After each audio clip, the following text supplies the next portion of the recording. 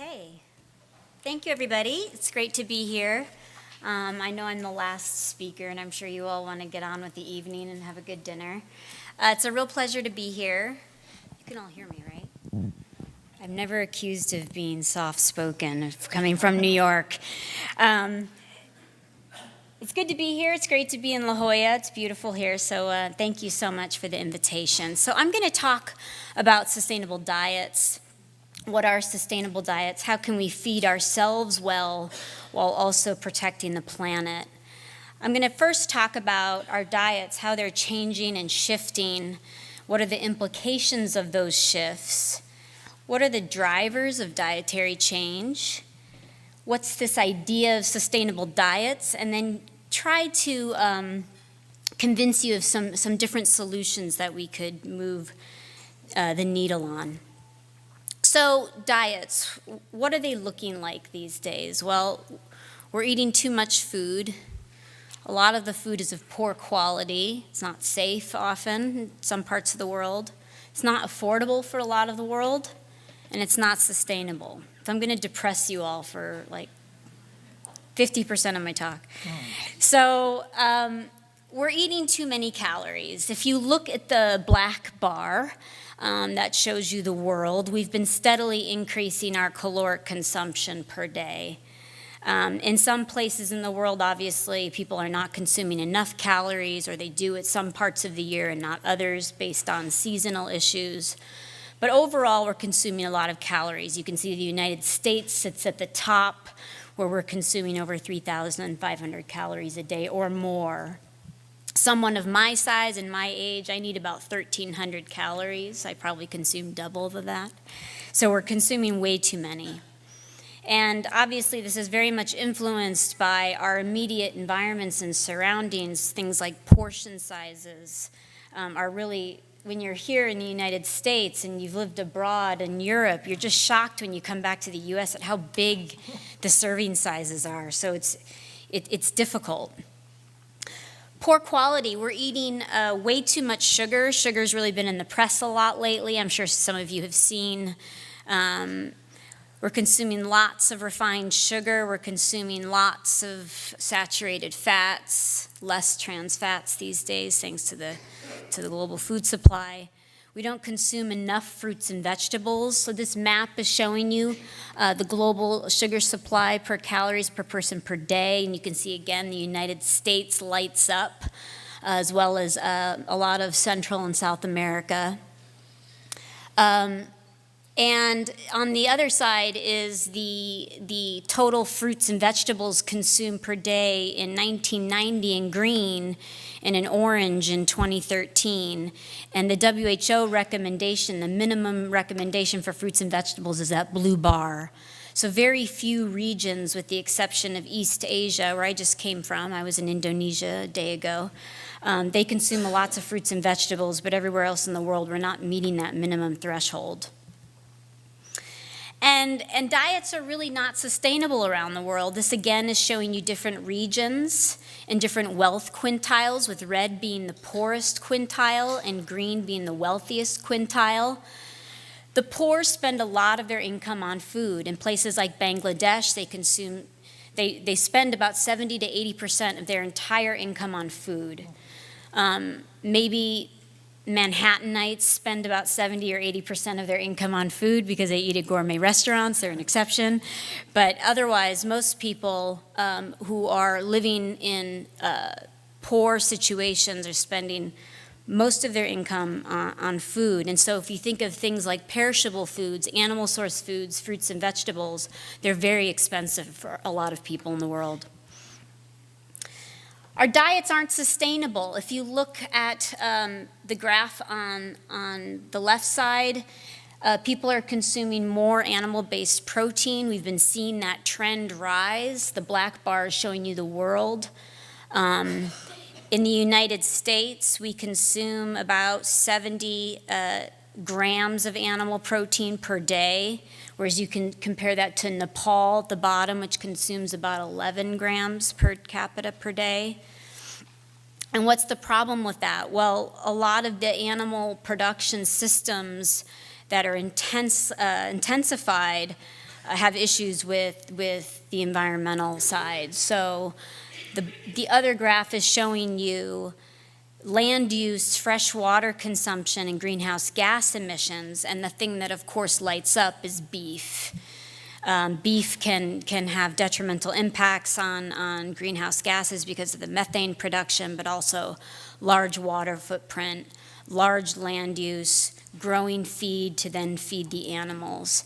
And a lot of these other crops that you see really gets into a it depends kind of a thing. Sometimes tomatoes can have very high greenhouse gases. The types of fishing, the trawlery type fishing can have high greenhouse gases. Olive oil, very high water footprint. So when you start to look at some of the life cycle assessments of specific foods and where they're grown and how they're grown or raised, the greenhouse gas emissions and a lot of the other environmental indicators really depend on where you are. But beef is a standout. So what are the implications of all of these dietary choices that we're making? And I'm going to talk about 4. I'm going to talk about the health, the environment, the social inequity, and then the ethical justice consequences.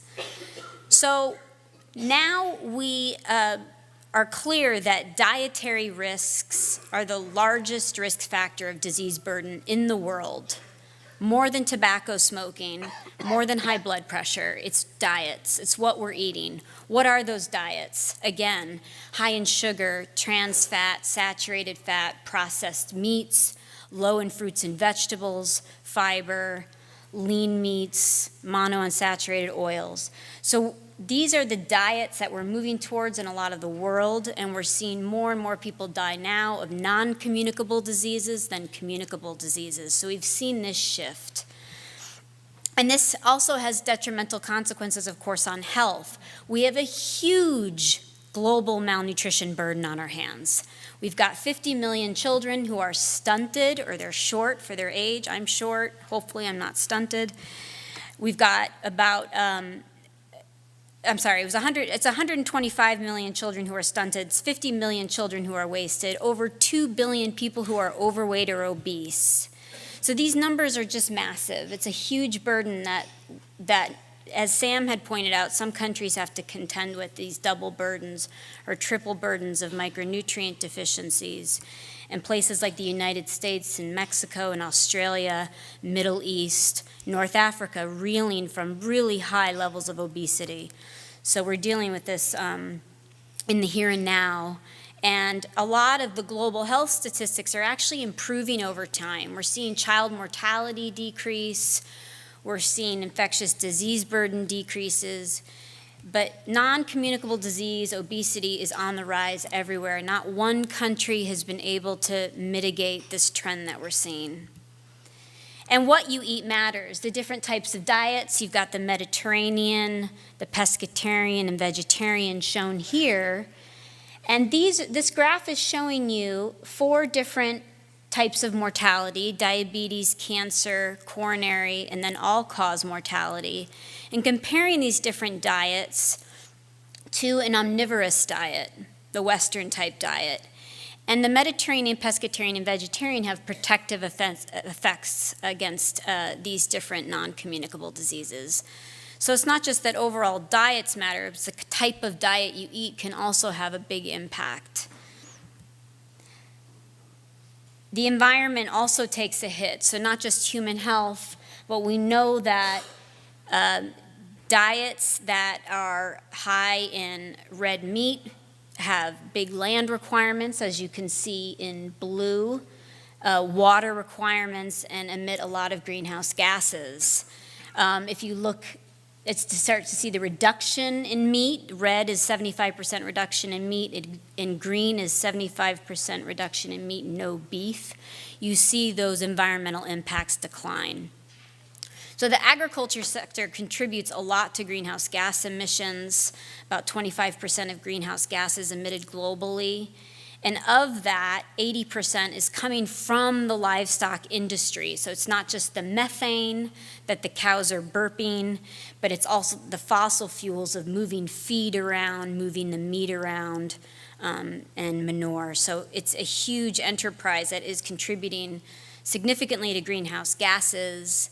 If you look at the COP, the Convention of Parties, you really see very little attention paid to the agriculture sector. It's mainly focused on the energy sector. Social inequities is another big consequence, and this leads into the ethical implications. We know in high and middle income countries and among urban populations and all income countries, meat and dairy consumption is rising. It tastes good. People want to eat meat. Whereas in low income countries, people just can't get enough. They can't access it, they can't afford it.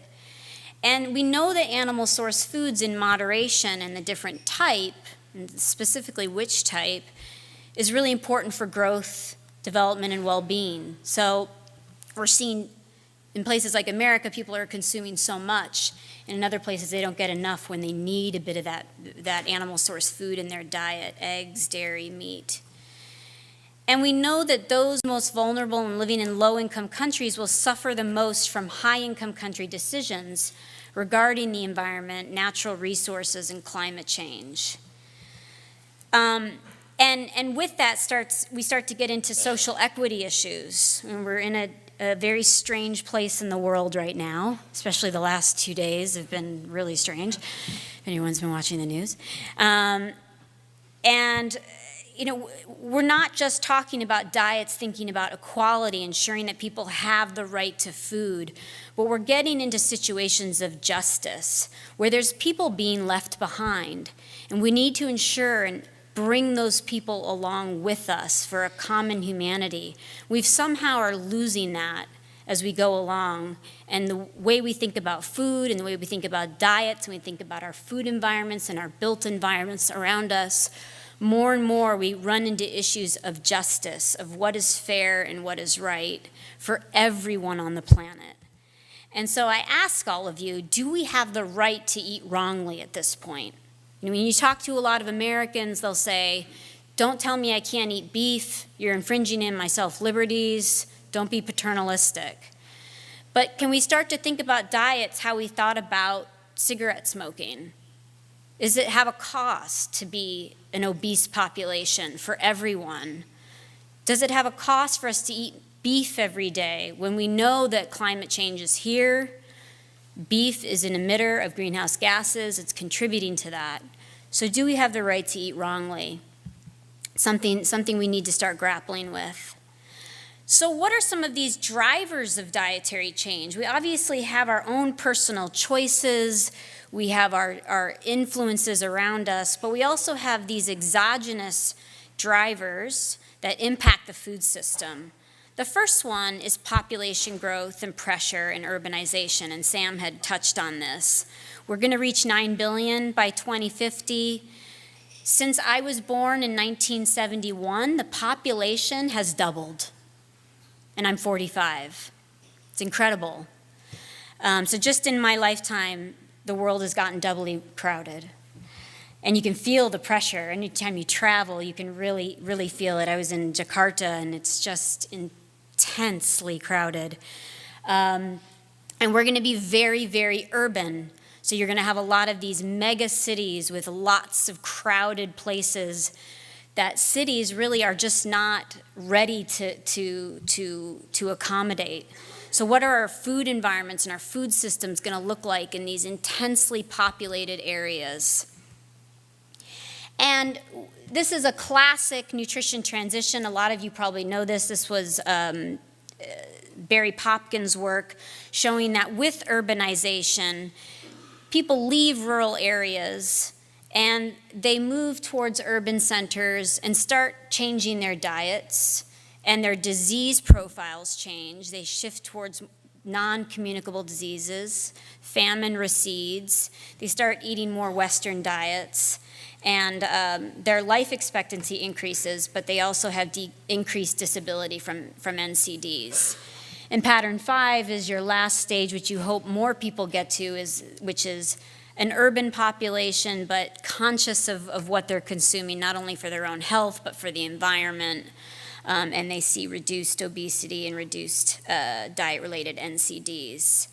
And we're seeing most people sitting between pattern 3 and 4. Pattern 3 is really rural Africa, rural South Asia, and you're seeing more people sitting in 4. Most of the world sits in 4 now, between 3 and more 4. Very few people are sitting in pattern 5. That's the elites of the world that can afford a wonderful diet and go to their local farmer and get their chicken and go to Whole Foods. There's very few people sitting in that. 5 billion people sit in pattern 4, roughly. About 1 billion sit in pattern 3, and those are the undernourished and those that go to bed hungry. So who should we focus on?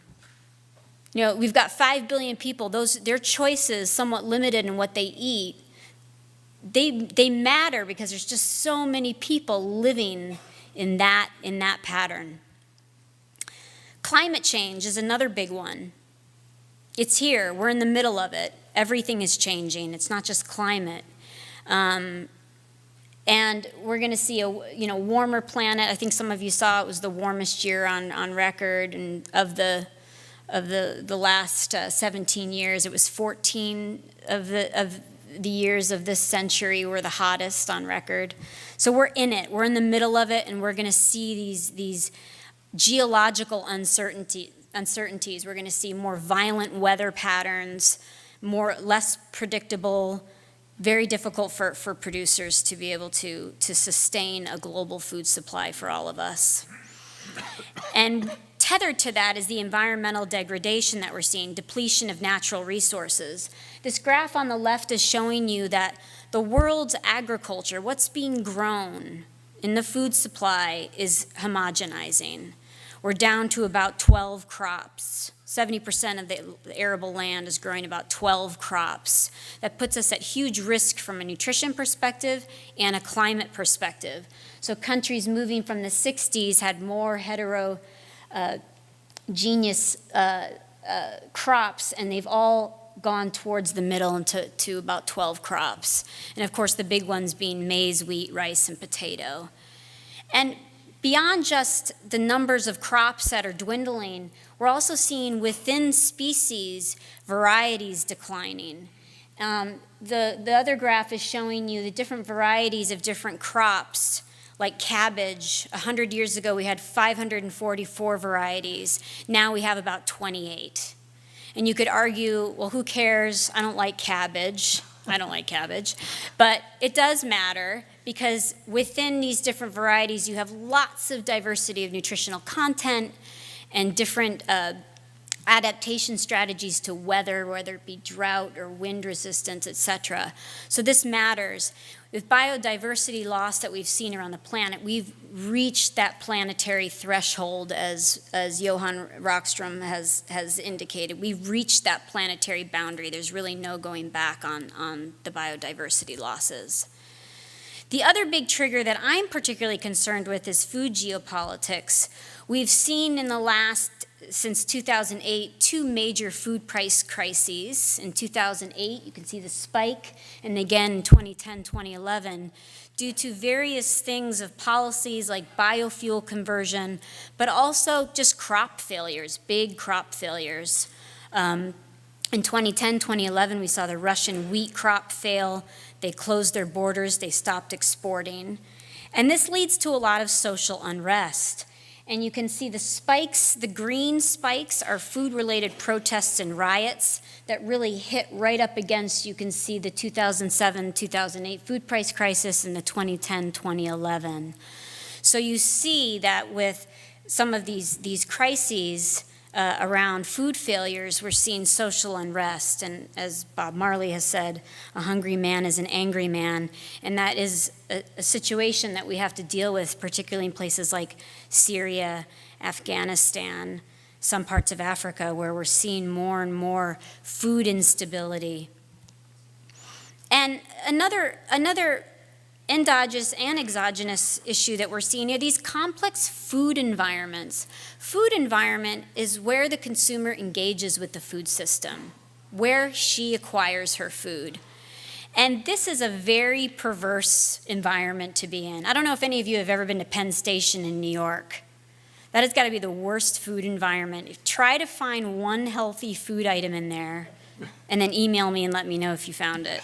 And I'll let you know if it was healthy. But it's usually like hidden sugars and everything else. But it's really, really hard to make an informed, healthy decision in these food environments. Are you close to the food? Are you living in a food desert? Can you afford the food? What do the labels look like? Is it the front of the package? And does it even help? And do you even read it? And do you care?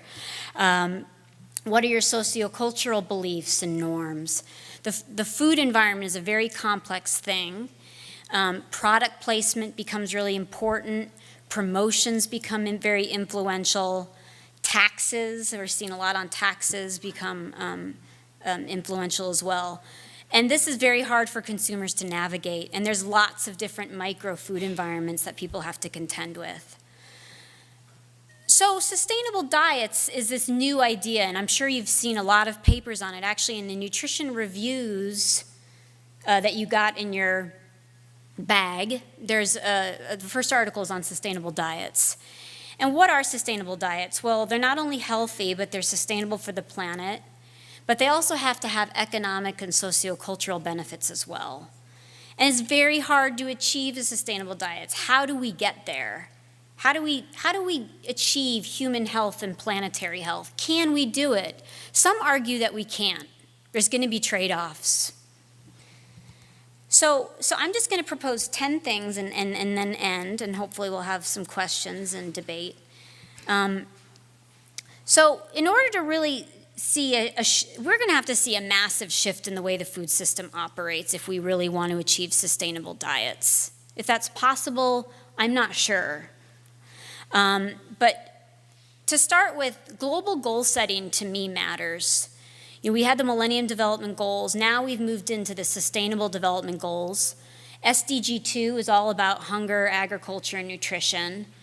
It's always an opportunity for countries and nations to rally around a specific set of goals, have donors come to the table, and try to achieve those in a certain amount of time. There's something good about setting that. Holding countries accountable if they don't achieve that is another issue, but there is something that I think is beneficial about global goal setting. We also have the COP meetings, the Paris Agreement on climate change, another global goal setting that was important and can rally nations around core issues. We need more coherence between international trade policies and nutrition. I don't expect you to read all of this. This is done by Corinna Hawkes, looking at trade impacts on nutrition. And we really need to carefully look at these trade agreements and how can we shift trade towards thinking about better products and prices and imports and exports of food. It's a huge issue for the international nutrition community. We need to better align dietary policies with agriculture and food policies. And this is a great graph. And if you just look at that middle thick bar that's green that says dairy, and that's dairy is the 226 is the dairy in kilograms per capita per year that's recommended by the U.S. Dietary Guideline. And what we see is the United States surpasses that recommendation. Why is that? Well, that dark green bar is actually what the world can supply in dairy. So if everyone in the United States consumed the dairy recommendation in the U.S. Dietary Guidelines, we would outstrip the dairy food supply globally, just the U.S. So our dietary guidelines do not fit within the limits of what we can produce. You see that in fish as well. If everyone in the United States ate the fish and seafood recommendations, we would outstrip the marine resources 8 times over in a couple of years. So there's really just no communication, no alignment going on between the nutrition and diet world and the agriculture food world. So it would be great if they could actually have a conversation. The fourth thing would be is to maximize entry points and minimize exit points for nutrition along the value chain from production to utilization. We'll probably see this throughout the next few days. There's so many different solutions to inject nutrition along the value chain. And nutrition can be a value. It can be an economic value for a lot of consumers. And also ensure that nutrition doesn't exit the value chain as it moves through from processing, post-harvest storage, distribution.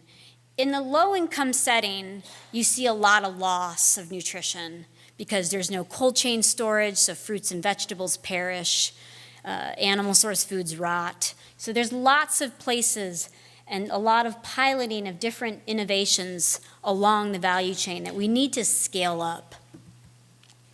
We need to think about double duty, create economic and nutrition incentives along the value chain. So tax incentives for nutrition retail zones, premium paid to wet market retailers if they meet food safety standards, incentives to street vendors where a lot of people get their food every day to use healthier ingredients. There's lots of different ways to provide these dual benefits, both economic and nutrition, which are often seen as competing. We need to think about trade-offs. It's really hard for consumers to navigate this. Promotion of grass-fed beef. There's thoughts that this kind of beef has potential omega-3 benefits, but we also know that we don't have enough land globally for all of our beef that we're consuming currently to be grass-fed, and grass-fed beef can have a lot of methane. So we're actually increasing greenhouse gas emissions. So we need to start thinking about these kind of things. Mediterranean diet, very health promoting. Olive oil, grown very well in dry, arid regions in some parts of the world. Should we be growing olive oil in California with the drought? Being that olive oil and olive trees consume a lot of water. Probably not. Palm oil. Indonesia, Malaysia, I work a lot in Indonesia. Massive deforestation, not so great as a fat, but there are trade-offs. It uses less land than other oil seeds. So we need to be thinking about some of these issues as we move along and how do we convey that to consumers. Taxes, I won't go much into this, but I just want to say it's not a panacea, it's one tool. Taxes are not going to solve the obesity epidemic. I think it was a nice step in the right direction for on the sugar-sweetened beverages side. When you start to get into carbon tax, you're getting into a bit of trouble, ethical waters. So I think tax is an interesting tool, but it's not going to be everything. And I feel a little bit like the nutrition community is starting to only focus on taxes. We need to change the food environments and eliminate food deserts. This is kind of your typical food environment in almost every town you go in and every exit off the freeway, right? This is not a good place to be acquiring healthy diets, I would say. Consider nudges and choice architectures is an interesting area around human behavior change, including positive reinforcement or indirect suggestions to encourage better choices. Some studies have been looking at these nudges and how they can influence healthier consumption decisions. A systematic review had just come out in BMJ. So putting things at eye level, smaller tray sizes, things like that. And lastly, we need to also move into this area of sustainable alternatives and reformulations. And Michael Pollan said, eat food, not too much, mostly plants, and it's such great advice. But on the plant side, I think it's hard for people to eat salads every day. And we need to start thinking about what are some of the alternatives. And there's a lot of really interesting new products coming out for vegetarians. But when you go to a restaurant and you want to be a vegetarian for a night, or if you're a vegetarian and you want to pick the vegetarian option, there's usually one or two vegetarian options in a lot of places, and they're never that great. We need to start increasing the amount of vegetarian options, tasty foods, start experimenting with the yuck factor, as I call it. This is the lab-grown meat on the left, insects, some worms there. In some parts of the world, people eat insects every day, and they're very tasty. So we need to start experimenting and expanding our horizons of what are these sustainable alternatives. great. Thank you.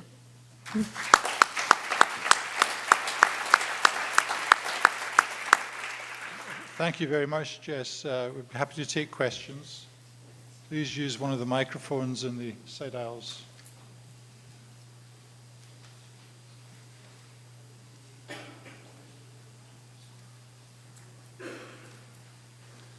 Thank you. It's a very good presentation, a lot of information. I'm Xianglu Han from ILSI Research Foundation. Actually, I have a personal and maybe crazy idea. I want to share it here for everybody to think about it. So, usually for a company, including a food company, and we want to be responsible for our investors. So, unless it's the year 2008, we generally expect some growth, like 10% per year or even above that. So, but this is probably not sustainable, given the so many issues. Planet Earth may have a carrying capacity, which is so limited that the current burden has surpassed that. It could be. Nobody can tell for sure if that tipping point has been surpassed. But my idea will be like population control via, through a global education strategy, and every country can negotiate with each other so that there's a population target. This is a crazy idea because, usually it's a basic right for humans to have their offspring, right? So, and it's also a crazy idea because traditionally, as I mentioned, companies want some growth. But if you really think about it, finally, if the population is stabilized or may be decreased, then if you think of global natural resources is a fixed number, fixed amount, then on per capita basis, we are richer. So we are richer, then a company cannot do worse because we are richer.